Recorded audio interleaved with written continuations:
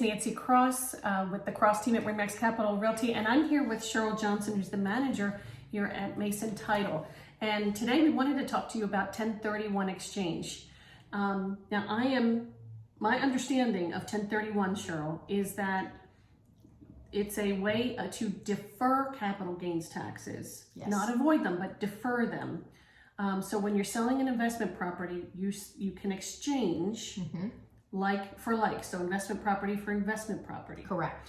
And the extent of what I know about 1031 exchange is I need to connect them with an attorney or an intermediary who is licensed in the 1031 process and understands that process. Right. Can you talk us through a little more through that 1031 process? Yeah, I can.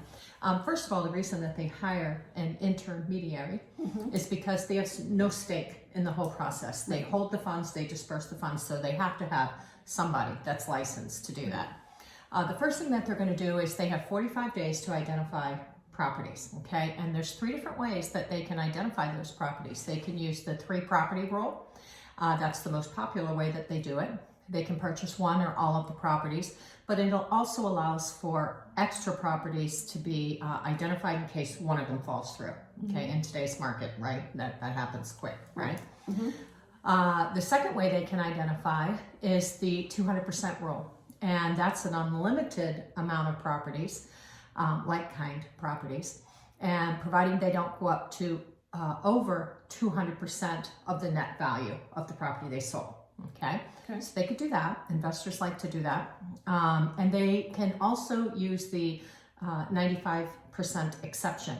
That way they can identify unlimited amount of properties, providing the investor acquires and closes on 95% of the identified market value. And this is what's most often used when they exceed the 200% rule.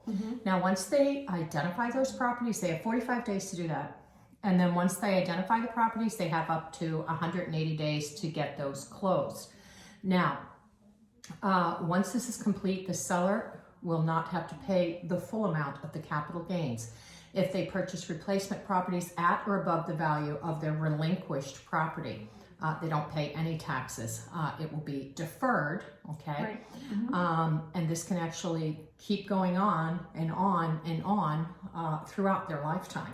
Correct. So it's a pretty good strategy for investors. Okay, and this is why we have experts on the Cross team who know about this process. So Cheryl, they can use this, the 1031 exchange strategy, for both commercial and residential investment property, right? Absolutely. And you know, just something else too. I was a little bit surprised that if somebody's in a 1031 exchange, upon the death of the original seller, the capital gains are erased. Really? So if you were to inherit the property, the capital gains would be erased. So that was kind of surprising to me. That's good to know. I never heard that before. So I thought that was pretty cool. Good to know. All right. All right. So if you want to learn more about 1031 or are interested in exploring 1031 exchange as a strategy for investments, don't get antsy. Just call Nancy, because we got Cheryl on our team. And we've got some good people that we can refer to you as intermediaries. Exactly. All right. Thank you, Cheryl.